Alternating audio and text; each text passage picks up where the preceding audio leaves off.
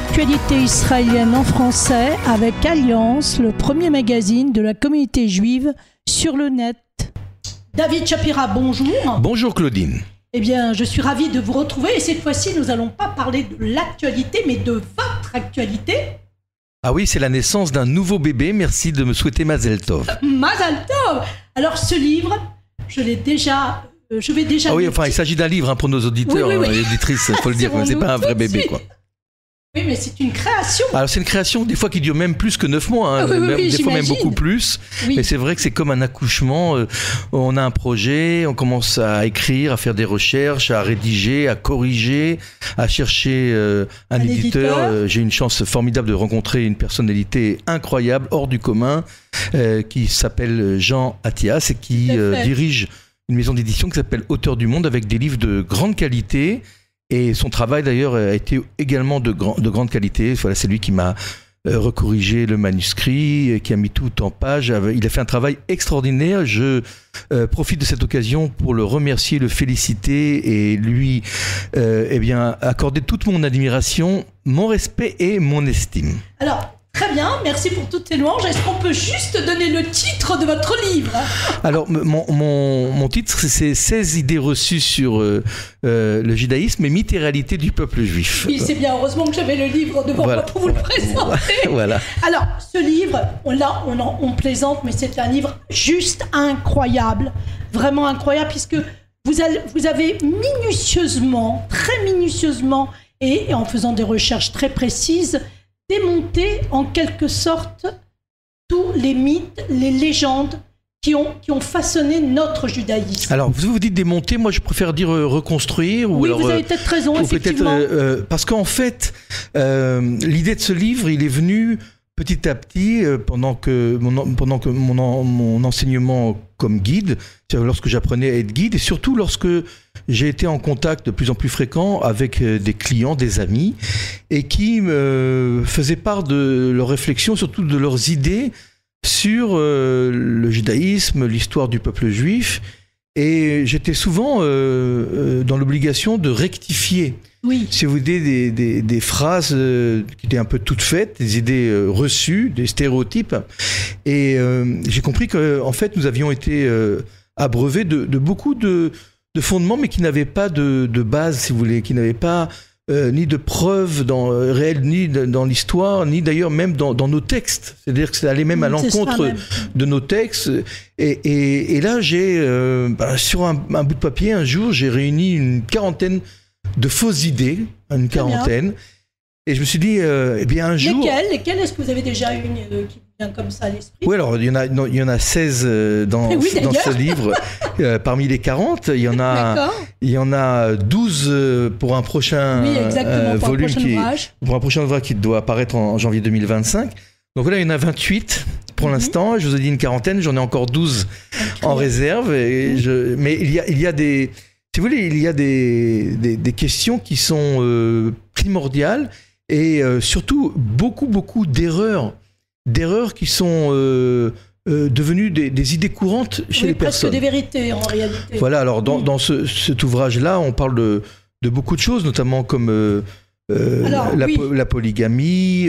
Alors, c'est extraordinaire parce qu'on s'imagine que le premier temple était un temple de sacré, bien entendu. D'abord, on s'imagine qu'il n'y avait qu'un seul temple et c'était celui de Jérusalem.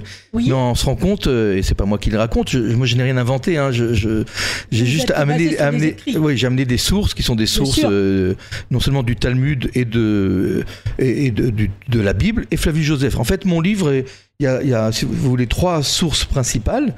Quasiment, c'est la Bible, notre Bible, hein, ce qu'on appelle le Tanakh, et vous avez aussi le Talmud, notre Talmud, et Flavius Joseph. Oui, voilà. Tout à fait. Alors justement, par exemple, sur le temple de Jérusalem, nous avons des sources de la Mishnah, donc du Talmud, et de Flavius Joseph, selon laquelle il n'y avait pas qu'un seul temple à Jérusalem qui était reconnu et qui fonctionnait. Il y en avait un en Égypte et qui servait à la grande communauté juive en diaspora d'Égypte, où on faisait... Dans l'île de l'Éphantine, c'est ça ? Et on faisait le même travail divin que celui de Jérusalem. Et avec ce temple-là... Mais ce temple-là, ce qui est incroyable, c'est que ce temple-là n'est pas exclu, n'a pas l'anathème des sages du Talmud. Ouais, puisqu'ils disent dans une Mishnah de mémoire, ils disent ceux qui sont prêtres au temple d'Égypte ne peuvent pas être prêtres celui de Jérusalem parce qu'il faut être plus saint que cela, mais ceux qui sont prêtres à Jérusalem peuvent servir. Ça veut dire qu'il y a une légitimité, une acceptation de ce temple-là. Et il n'était pas décrié. Non, mais ça, c'est un des chapitres. Voilà. Vraiment, je vous recommande de le lire, mais revenons à ce temple en Égypte, donc dans l'île, la cité des dieux, ce qu'on appelait la cité des dieux. C'est exactement la même architecture, il faut le savoir, que celui de Jérusalem. On va pas rentrer dans les détails de chaque chapitre, mais si vous voulez, il est détruit par les Romains. Oui. 3 ans, il me semble, après la grande révolte, parce que les révoltés, les zélotes s'étaient réfugiés dans ce temple, et en fait, les Romains avaient peur que l'histoire recommence. D'accord. Et que les Juifs se réfugient dans ce temple, en fassent un genre de donjon pour continuer la révolte qui n'était pas complètement éteinte. Vous voyez, ce temple avait beaucoup d'importance. Il a été détruit pour ne pas qu'il serve encore une fois de bastion aux derniers révoltés qui avaient réussi à s'enfuir de la répression des Romains. Alors, d'autres choses très intéressantes, vous avez évoqué la polygamie. Vous avez évoqué aussi le polythéisme. Comment nous sommes les fondateurs du monothéisme? Comment est-ce possible qu'on parle de polythéisme? Alors l'idée générale, en fait, c'est ce qu'on apprend un peu non seulement dans les yeshivot, dans le Talmud Torah, c'est que nous avons inventé le monothéisme. Nous sommes la première religion, la première foi, la première croyance à avoir apporté le monothéisme. Et là, nous avons toute une série si vous voulez, de récits sur Abraham qui a reconnu le vrai et l'unique Dieu. Et ce que je veux montrer, c'est que la Bible, c'est pas seulement un livre d'histoire, c'est pas un livre d'histoire non plus qui a été écrit selon la chronologie des événements. Et il y a quelque chose de très particulier. C'est bien que nous soyons les premiers monothéistes, nous n'avons pas cessé de verser dans l'idolâtrie pendant des centaines d'années. Or, si nous sommes les premiers à être monothéistes, la question qui se pose, qui est évidente, c'est comment se fait-il que nous sommes les premiers monothéistes alors que nous ne cessons de pratiquer l'idolâtrie? Alors, faut expliquer qu'il faut même trouver une femme pour Dieu. Il n'y a pas très longtemps. Alors, en fait, ce que j'essaie de montrer, c'est que le monothéisme n'a pas pénétré les masses depuis le début, loin de là. Oui. Et que pendant pas mal de siècles, ce qu'on appelle les royaumes de Judée et d'Israël étaient idolâtres, ils ont eu beaucoup de mal. Et petit à petit, il y a eu un processus qui a amené tout d'abord à la concentration du culte dans un seul lieu, c'est-à-dire à Jérusalem, ce qui n'était pas le cas avant, parce qu'il y avait ce qu'on appelle des hauts lieux, où on sacrifiait pour Dieu et pour d'autres dieux. Et ce qui est impressionnant, c'est que les différents rois de Judée qui ont tenté d'instituer des réformes monothéistes comme Ézéchias, comme Josias et d'autres ont tous échoué. C'est ça qui est incroyable. Ils ont tenté quand même. Ils ont tenté, mais ils ont échoué. C'est-à-dire que le peuple n'a pas accepté. Oui. Et là, on parle des années 620 avant notre ère. Et puis survient 30-40 ans après la défaite terrible, la catastrophe incroyable de le démantèlement du royaume de Judée par les Babyloniens, donc par Nabucodonosor. Donc ça, on est en moins 586. Le peuple est exilé. Oui. L'empire de Babylonie s'effondre. À sa place émerge un empire perse qui, lui, a des croyances dualistes, le bien, le mal. Et quand le peuple juif, le peuple de Judée, est autorisé à revenir à Jérusalem, et là, il revient avec des croyances monothéistes, en disant... Pourquoi cette catastrophe est tombée sur nous? C'est-à-dire, on parle de Nabucodonosor avec les Babyloniens. C'est parce que nous n'avons pas adopté ces réformes monothéistes jusqu'au bout. Et donc, nous avons fauté. Et là, vous avez toute une série de prophètes ou préfets, comme Ezra et Néhémia, qui vont imposer le monothéisme, qui vont imposer le divorce pour les mariages mixtes. Il y a plein de mariages mixtes. Le respect du Shabbat. Le respect de la fête de Pessah, etc., etc. Donc vous voyez que le culte évolue. Le culte évolue grâce à cet exil en Perse, en quelque sorte. Oui, il évolue suite, je ne sais pas si c'est grâce, mais suite à cet exil en Perse, de la même façon, Claudine, que notre culte du judaïsme a évolué. Lorsque le second temple est détruit en 70, il n'y a plus de temple, donc plus de sacrifice, il a fallu réinventer un judaïsme hors temple, hors du temple. et je dis ça souvent, parce que je dis ça comme une boutade aux gens avec lesquels je m'adresse. Si un juif qui a connu le judaïsme sous la période du temple, c'est-à-dire un judaïsme, un culte pratiqué au temple, s'il se réveillait aujourd'hui, 2000 ans après, et s'il voyait comment les juifs pratiquent le judaïsme dans les synagogues, il dirait, mais je comprends rien, qu'est-ce que vous faites? Je sais pas, qu'est-ce que c'est que ces choses-là bizarres que vous pratiquez? Il ne comprendrait pas. Non, tout ça pour vous dire que le judaïsme, comme beaucoup de choses dans la vie, beaucoup de croyances, il évolue. Il évolue selon les circonstances. Le temple a été détruit. Vous avez des personnalités rabbiniques comme Rabban Yochanan ben Zakkai et tous les présidents du Sanhédrin, Rabbi Shimon ben Gamiel et Rabban Gamiel, etc., qui ont institué, si vous voulez, un culte. Le judaïsme sans le temps. Un culte qui remplace, qui bouche, si vous voulez, cette terrible absence du temple. Et donc, vous avez 2 prières obligatoires le matin et le midi par jour, parce qu'il y avait 2 sacrifices obligatoires dans le temple. Voilà, vous n'avez pas une cérémonie qui ne rappelle pas le temple, comme le mariage où on brise un verre et une maison où on laisse un bout de la maison non construite. Mais vous avez énormément... Quand on se lave les mains avant de manger du pain, ce sont les prêtres qui se lavaient les mains avant de manger. Très bien, oui. Donc ce sont les rituels de souvenir. C'est des rituels du temple pour si un jour... si on mange de l'agneau à Pessah, c'est bien qu'il y a le sacrifice de l'agneau pascal. C'est bien pour se rappeler qu'un jour, si le temple, et quand il sera reconstruit, eh bien, il y aura tous ces souvenirs-là qui nous rappelleront que le culte changera. Voilà. Alors, très bien, ça on l'a plus ou moins compris, mais donnez-nous des choses qui sont extrêmement quand même choquantes pour moi, qui ai lu le livre 2 fois, je tiens à le préciser. J'ai été extrêmement surprise d'apprendre que la sacralité, que la pureté n'étaient en fait que des concepts qui ont été transmis, mais qui n'ont pas été vécus, notamment près du temple. Bon, il y a un chapitre sur le mur, ce fameux mur de lamentation, qui n'est en fait, pour résumer, ça j'explique, qu'un mur de soutien créé, construit par un roi qui était cruel, qui était détestable, comme vous le savez, qui était un tyran, qui était un assassin, qui était... Le roi Hérode. Donc, il est vrai que, c'est pas moi qui le dis, encore une fois, c'est pas moi, hein. Il est vrai que le judaïsme n'a jamais exigé du peuple juif d'adorer des murs de soutien construits par des rois cruels. Donc, il y a une sacralité, c'est le Saint des Saints, c'est là où se trouve la roche de la fondation, ça c'est sacré.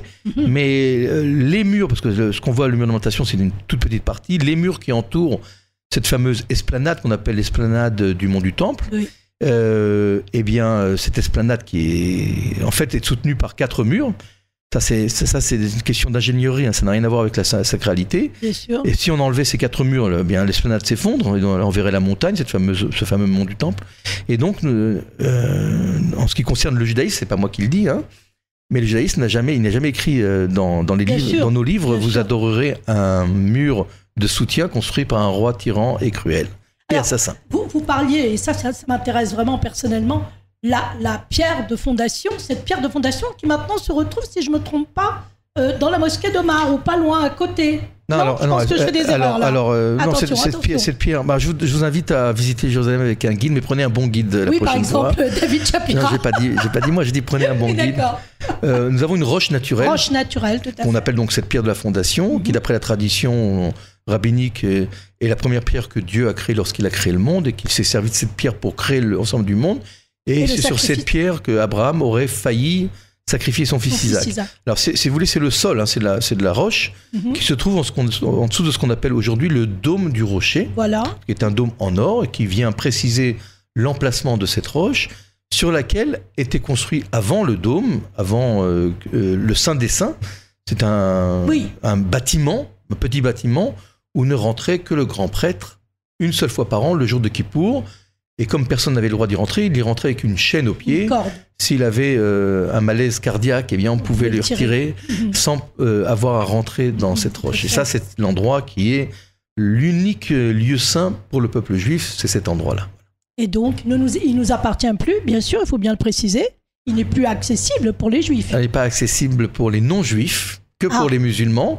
Mais ça, c'est des questions politiques qui sont d'actualité, mais c'est une question qui... On ne rentrera pas. Non, on ne rentrera pas parce que c'est des négociations qui y a entre le gouvernement israélien et le Waqf. Et je pense qu'on ne va pas rentrer dans la polémique de cette actualité. Faut-il ou non prier ou pas, ou reconstruire le troisième temple? Tout à fait. Chacun pensera ce qu'il pense. Précisons quand même, ce qui est intéressant, enfin, si je peux me permettre, cher David, c'est que le troisième temple n'a été prévu, ou en tout cas dit, que par le prophète Ézéchiel. Il n'a jamais été écrit nulle part, en tout cas pas dans la Torah, puisque dans la Torah, il était dit qu'il y aurait une construction d'un temple, mais on n'avait pas prévu ses destructions successives, et encore moins sa reconstruction potentielle. Alors, c'est un sujet qui est un sujet, je dirais, polémique. Oui, bien sûr. Sur le fait qu'un temple sera reconstruit, ça, personne ne discute là-dessus. La question est de savoir comment et par qui. Oui. Donc, c'est ce qui divise un peu le monde haredi, orthodoxe, du monde sioniste religieux. Le monde haredi s'appuie sur un commentaire de Rashi, d'ailleurs, du commentateur du XIe siècle, Rashi, qui dit que tout se fera de façon miraculeuse et le temple descendra du ciel. Oui.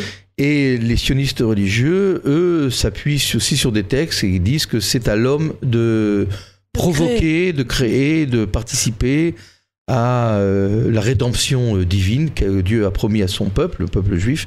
Et donc, nous sommes juste les constructeurs d'un projet divin. Ça, mais c'est un sujet qui est très intéressant, qui divise le monde religieux, mais qui n'est pas, en fait, qui n'apparaît pas dans le livre, parce que ce sera évoqué dans le second volume. Voilà, ça, on évoquera le monde orthodoxe et le sionisme, on l'évoquera. Il y a un chapitre qui sera consacré aux opposants du sionisme, justement. Ah oui, les Touré Karta, par exemple. À tous les opposants, y compris dans le monde non religieux, dans le monde laïque, juif. D'accord. Alors, pour conclure, puisque évidemment, ça va très très vite, qu'est-ce qu'on peut retenir de votre livre? Personnellement, il m'a complètement ouvert. Oui, alors le but n'était pas ni de choquer, ni de provoquer, ni de... J'essaie juste de rétablir quelques petites vérités et essayer, si vous voulez, de nuancer tout ce qu'on entend sur le judaïsme et sur le temps, enfin pas sur le temps, pas seulement que sur le temps, mais beaucoup de choses qui sont importantes de rappeler. Et il y a aussi des idées qui sont sciemment transformées, modifiées. Oui. J'ai un chapitre sur l'égalité des hommes et des femmes. Ça, c'est un chapitre douloureux, mais c'est une réalité aussi. Et puis, écoutez, j'essaie de remettre les choses à leur place, que je suis avant tout et tout d'abord un historien. Important de le préciser. Voilà. Après, l'historien peut être croyant, non croyant, peut admirer le judaïsme, sa sagesse, ses valeurs, sa façon de penser, mais tout d'abord, la vérité. Je pense que la vérité avec la justice sont deux valeurs dans le judaïsme qui sont portées, je dirais, de façon suprême, à des valeurs qui sont tzedek, tzedek, tirdof, la justice, mais la vérité aussi. La vérité, vous savez, la vérité, on le dit en hébreu émet, et en fait, ce mot commence par le aleph, la première lettre, termine par la dernière lettre de l'alphabet, le tav, et la lettre du milieu, parmi les 22, c'est le même. Donc, ça englobe toute la vie. Toute la vie, voilà. C'est l'absolu.